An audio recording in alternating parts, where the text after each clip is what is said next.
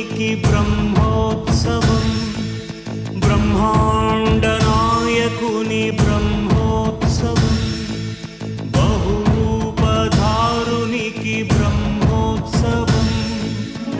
శ్రీభూసతులతో శరణాగతులతో, శ్రీభూసతులతో